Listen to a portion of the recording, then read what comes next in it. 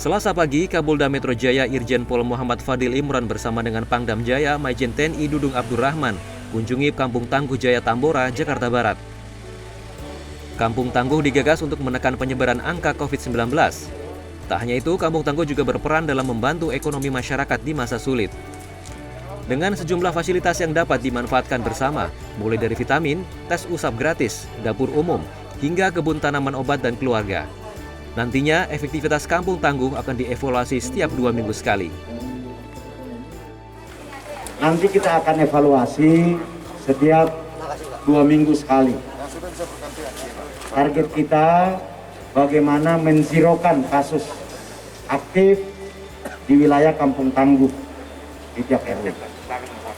Mudah-mudahan jika ini berjalan efektif, maka kasus-kasus yang terjadi di Jakarta bisa kita turunkan. Karena di sini juga dibentuk ada dapur umum, ya, kemudian ada fasilitas-fasilitas yang lain yang memudahkan untuk kesulitan masyarakat. Salah satu contohnya masyarakat-masyarakat yang terpapar, ekonominya akan terbantu dari masyarakat-masyarakat yang mampu atau masyarakat-masyarakat yang sehat secara swadaya untuk memberikan di pos makanannya. Hingga saat ini terdapat sekitar 18 kampung tangguh yang berlokasi di wilayah administrasi kota Jakarta Barat. Jumlah ini ditargetkan bertambah hingga 56 kampung sesuai jumlah kelurahan di Jakarta Barat. Bahwa kampung tangguh ini cukup luar biasa. Selain masalah kesehatan juga masalah ekonomi ini menjadi pusat perhatian. Sehingga harapannya selain masyarakat sehat juga ekonomi masyarakat juga bisa tetap bertahan di masa pandemi yang terjadi saat ini. Hingga saat ini terdapat 203 kampung tangguh di wilayah Polda Metro Jaya. Pembangunan kampung tangguh akan terus bertambah, diprioritaskan di wilayah zona merah COVID-19. Sebastian Dimas, Jawa Pos TV.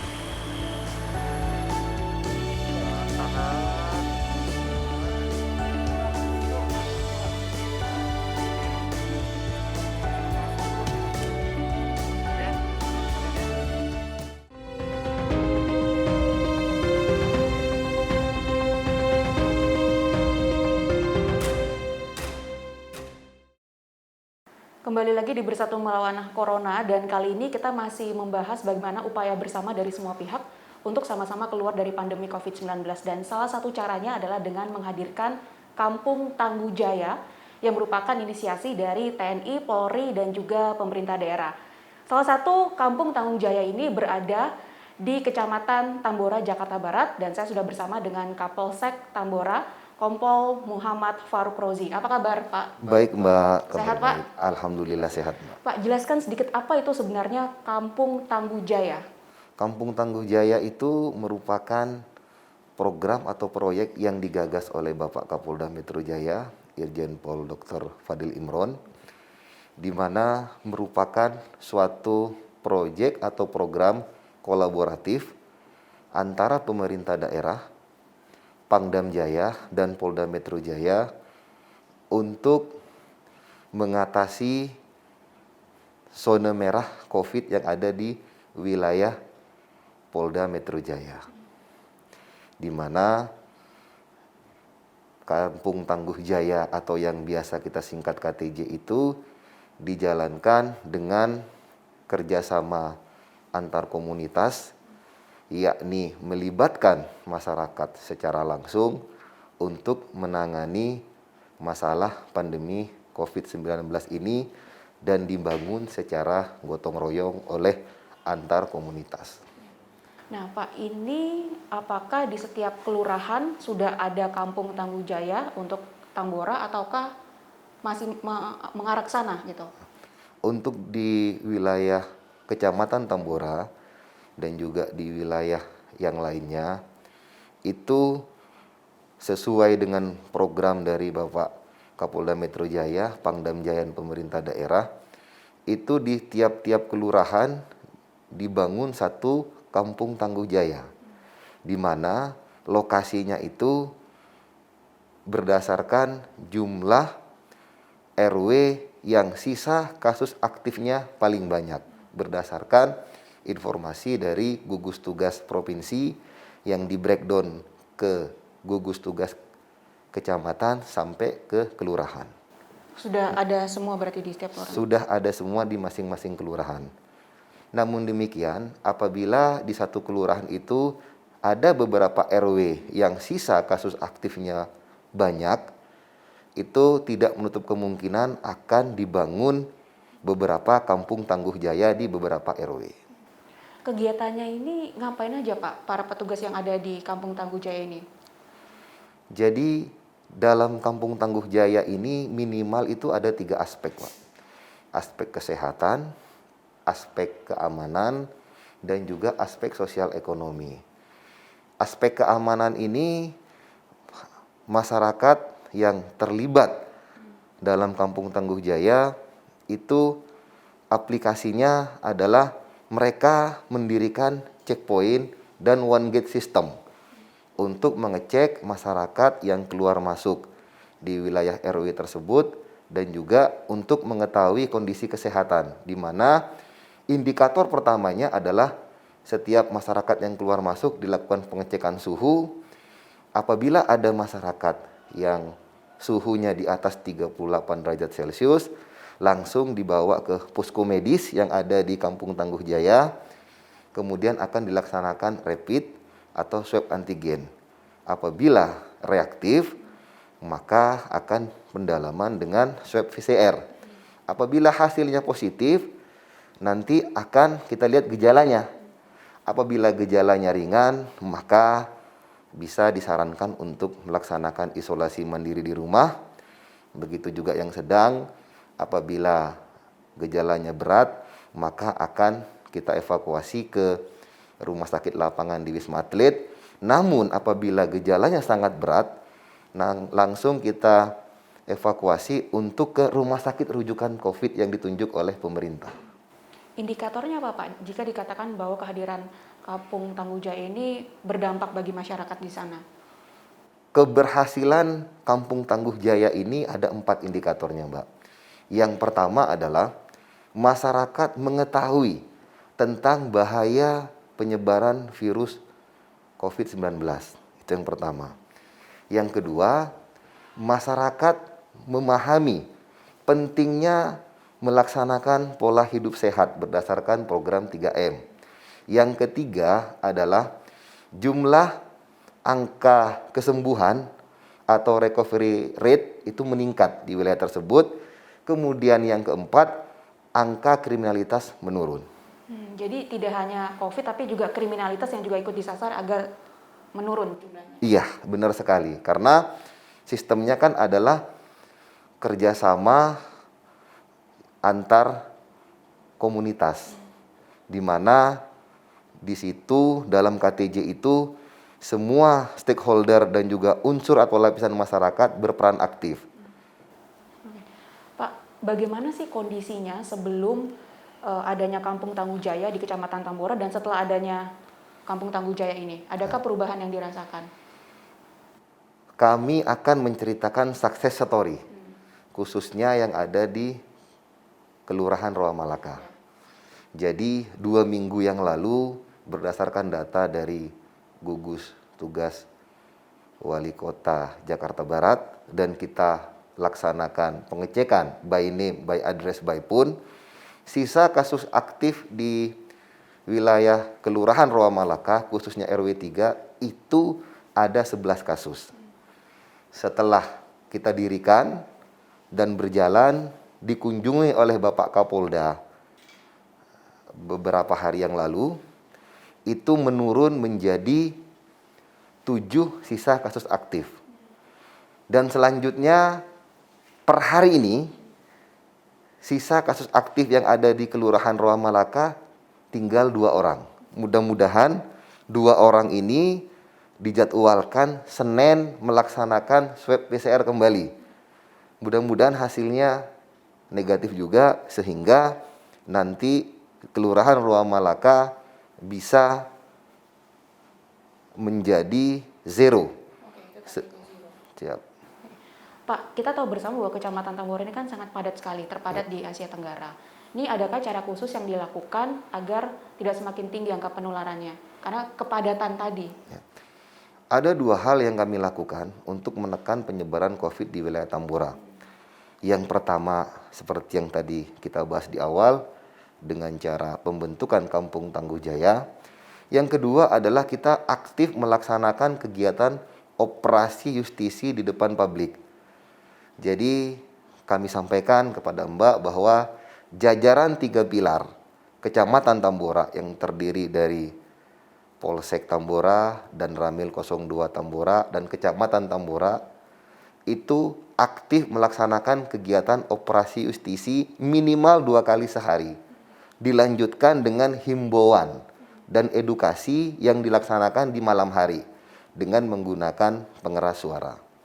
Di samping itu, 3 pilar tingkat kelurahan yang terdiri dari Babin Kantipmas, Babinsa, dan juga Bapak Lurah itu membina ibu-ibu PKK untuk melaksanakan ronda COVID di kampung-kampung dengan menggunakan pentungan, menyampaikan pesan-pesan untuk mematuhi prokes dan melaksanakan program 3M, dan apabila mereka menemukan seseorang yang tidak menggunakan masker, mereka akan membagikan masker secara gratis. Ini sudah efektifkah Pak berjalan di lapangan atau masih banyak masyarakat yang ditemukan melanggar?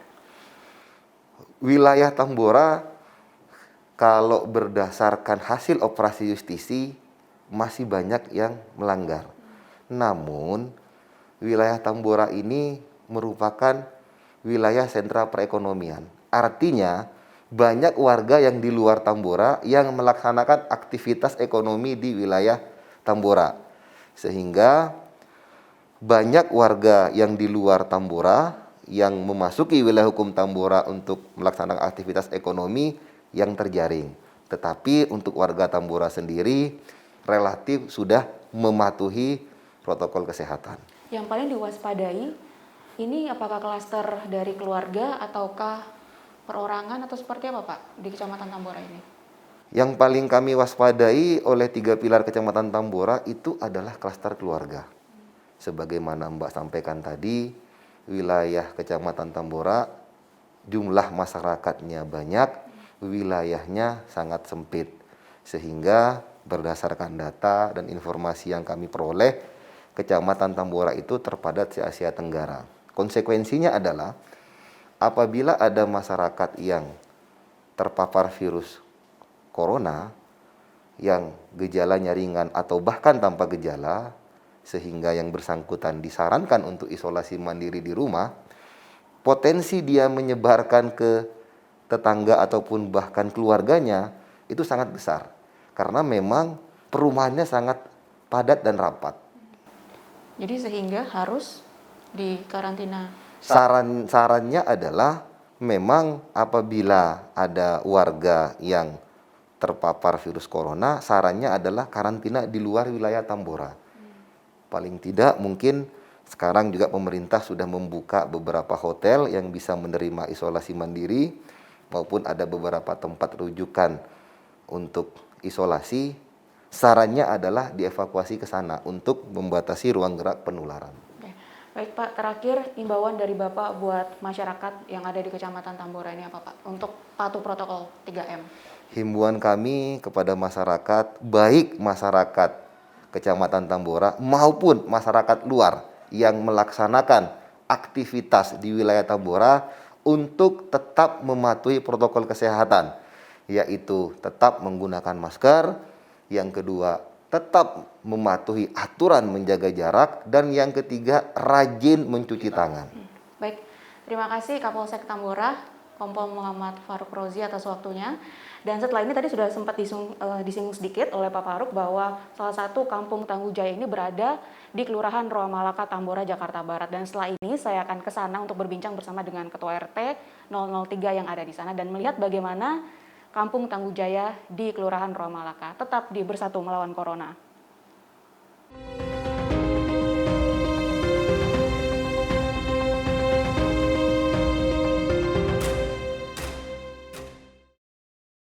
Kembali lagi di Bersatu Melawan Corona dan saat ini saya berada di Kampung Tangguh Jaya RW 003 RT 5 Kelurahan Roa Malaka, Kecamatan Tambora, Jakarta Barat. Dan sekarang di samping saya sudah ada Ketua RW dari 003 Kelurahan Roa Malaka, Pak Yusri Abdillah. Apa kabar, Betul, Pak? baik Bu. Sehat? Sehat alhamdulillah. Pak Yusri, bisa diceritakan sedikit sebenarnya karakteristik masyarakat yang ada di Kelurahan Roa Malaka ini kebanyakan perkantoran kah atau masyarakat dengan pemukiman padat penduduk karakteristiknya, Pak? Paling banyak perkantoran Bu, dia ada di Kelurahan Malaka ini. Oke, kemudian cara menekannya gimana? Karena kan banyak pendatang dari luar, Pak, yang masuk ke wilayah ini. Jadi kita door to door kepada 3 pilar dengan Ketua RT dan RW untuk kepada pimpinan kantor supaya diadakannya cuci tangan di depan dan tes suhu, dan harus dikatakan harus 50% para pekerjanya. Itu yang kita awali dari situ, Bu. Oke. Kemudian apakah berarti sering sidak berarti masuk ke kantor-kantor? Sering sidak tiap hari, Bu. Apa yang paling biasanya sering ditemukan, masih membandelkah? Satu, kadang ada yang ditemukan tidak ada tempat cuci tangan di depan perkantoran, dan banyak lebih dari 50%. Itu yang kita temukan. Kemudian apa yang dilakukan oleh Satgas? Itu ada teguran, ada sanksi dari 3 pilar dari Pol PP, itu ada sanksinya, Bu. Berupa apa, Pak, biasanya? Betul, begitu penutupan sementara. Penutupan sementara. Iya. Nah, Pak, ini wilayah Kelurahan Roa Malaka ini apakah termasuk dalam zona merah COVID-19 kah? Awalnya zona merah, Bu. Semenjak ada Kampung Tangguh Jaya COVID ini, kita bekerja sama dengan 3 pilar. Alhamdulillah dari awal adanya COVID-19 di bulan Maret, di bulan Agustus kita zona merah sampai bulan Oktober. Dan di bulan Oktober kita memutus mata rantai, alhamdulillah menjadi zona hijau. Sampai Desember kemarin, awal tahun di bulan Januari 2021 banyak pasca libur, jadi di sini mendapatkan 11 yang warga saya yang terkena COVID-19. Waktu masuk zona merah itu sampai berapa, Pak, waktu itu? 2 bulan, Bu. Berapa jumlah pasiennya? 15. 15. Iya. Dan udah masuk zona merah 15 ya? 15 sudah jadi, karena warganya paling dikit, Bu. Berapa, Pak, di sini? Kurang lebih 500. 500 Iya. untuk RW-nya Bapak. Ya. Sedangkan untuk di Kelurahan Roa Malaka sendiri ada berapa RW? Ada 3 RW, Dengan total? kurang lebih 5 ribuan, Bu. Oh, jadi karena memang juga jumlah masyarakatnya, jumlah warganya juga tidak banyak sehingga kasus yang muncul langsung bisa. Jadi bisa 3, itu ya. Nah, kemudian langkah sekarang artinya sudah masuk ke zona kuning kah atau masih? Zona Alhamdulillah merah? sampai sekarang ada 2 pasien yang masih terdapat COVID, karena hari kemarin harus di swab kedua, tapi diundur hari Senin. Insya Allah kita hari ini masih zona kuning, insya Allah nanti ke depan mudah-mudahan zero kembali. Ini kebanyakan warga yang terkena ini, Pak, apakah memang karena perkantoran, karena ini mayoritas perkantoran, ataukah karena memang mereka ya masyarakat pada umumnya tinggal di pemukiman padat penduduk seperti itu? Kebanyakan yang sekarang kita ada di sini klaster dari perkantoran, Bu. Klaster dari perkantoran? Perkantoran. Oke. Untuk menekannya, Pak, yang dilakukan apa? Karena kan mungkin untuk cuci tangan saja ada yang masih membandel. Apa tindakan kemudian yang tegas yang dilakukan oleh Satgas agar sama-sama bisa menekan, kan cita-citanya bersama adalah ke zona hijau? Iya. Kita tiap hari ya, ada razia masker. Apapun razia pada perusahaan yang tidak itu, kita ada kena sanksi. Di situ dari Perda disangsikan uang dan disuruh nyapu, itu aja, Bu. Kebanyakan orang luar yang masih membandel. Masih membandel. Dan Iya. ini kelihatan efeknya udah ada perubahan belum sih, Pak? Ya alhamdulillah sekarang ini ada perubahan karena kita begitu ketat menjaga kampung kita. Karena masih waktu itu zona merah, kita tiap hari kita razia dan tiap hari Ibu PKK merajikan ronda COVID-19. Keliling kita mensosialisasikan 3M dan membagikan masker. Nah, ini menarik melibatkan ibu-ibu PKK. Kenapa kok akhirnya memilih ibu-ibu PKK? Biasanya kan yang keliling ini bapak-bapaknya. Ya, karena Ibu PKK berdoman paling penuh, Bu, karena kita mengenai kader-kader PSN. Karena kader PSN itu tiap hari Selasa dan Jumat dia langsung berkomunikasi dengan warga. Jadi interaktif kepada warganya supaya bisa bersinambung berkomunikasi dengan baik. Jadi itu yang kita pakai. Nah, Pak, ini kan sudah hadir Kampung Tangguh Jaya Ya. di Kelurahan Roa Malaka. Nah, ini dari Pak Yusri sendiri merasakan apa sih perubahan yang berubah ketika sebelum ada kampung ini dan setelah ada kampung ini? Karena kan baru beberapa bulan ya Ya. kampung ini hadir. Ya alhamdulillah semenjak ada Kampung Tangguh Jaya COVID-19 ini yang di RW 3 ini, kita bekerjasama dengan 3 pilar. Ya gagasan dari Polda Metro Jaya, alhamdulillah kita tiap hari menekan para orang luar yang masuk di wilayah kita. Tiap hari kita merajiakan masker dan lain-lain. Jadi adanya Kampung Tangguh ini, alhamdulillah kita menjadi zona kuning dan untuk memutus mata rantai. Jadi Kampung Tangguh Jaya ini kita ada 3 program, Bu. Apa aja, Pak? Program itu kesehatan, sosial, dan keamanan. Dan kalau kesehatan kita diadakan posko kesehatan yaitu untuk rapid test dan pemeriksaan suntik vitamin dan ada dapur umumnya juga. Dan kesehatan itu juga kita para warga dan ibu-ibu kader, pada ketua RT membuat apotik hidup, tanaman apotik hidup dan hidroponik. Itu buat pangan kita. Kalau ada yang terdampak COVID, diisolasi mandiri di rumah, kita sudah ada dapur umumnya, Bu. Jadi dari situ budidaya, apalagi kita punya kolam lele. Jadi itu, apalagi kita ada apotik hidup, kita bikin namanya minuman herbal. Minuman herbal itu bisa menurunkan COVID, terus meningkatkan imun kita. Ya sekarang kita unggulkan minuman herbal ya, Bu, dari tanaman-tanaman apotek hidup. Berarti ini benar-benar melibatkan seluruh lapisan masyarakat. Betul, Bu. Oke. Berikutnya, Pak, apa program yang akan dilakukan ke depannya untuk sama-sama menekan terus angka? Program kita yaitu penyemprotan tiap hari. Penyemprotan itu kita bekerjasama dengan Karang Taruna, pengurus RT RW, dan pemadam kebakaran, dan dengan PPSU yang ada di wilayah Kelurahan Romalaka. Ini juga, Pak, melibatkan pemuka agama tidak untuk menyuarakan gerakan 3M di sini? Ya, kita menyuarakan untuk tokoh agama juga di masjid, kita menyuarakan pakai suara pengeras. Pakai toa ya? Ya, tiap hari kita pakai toa masjid untuk penyebaran mensosialisasi tentang COVID-19. Tiap hari, apalagi di gereja juga saya itu kepada pengurusnya supaya para jemaah harus mengikuti protokol kesehatan. Jadi itu. Nah, Pak, ini treatment yang dilakukan kepada mereka yang orang tanpa gejala gitu. Adakah treatment khusus yang dilakukan, misalnya langsung diisolasi ketika misalnya rumahnya padat penduduk, bisakah diisolasi mandiri di posko ini, Pak? Ya, kita juga di sini posko ada isolasi mandiri. Kita ada di atas, Bu, untuk isolasi mandiri. Kalau emangnya tidak memungkinkan, kita langsung bekerja sama dengan tim kesehatan. Kita merujuk ke misalkan ke Wisma Atlet. Waktu itu pernah dari perkantoran, dari contoh kantor pajak, dia bukan KTP ini, dia ngekos di sini. Akhirnya dia mau diisolasi mandiri karena kita bikin surat pengantar untuk rujukan.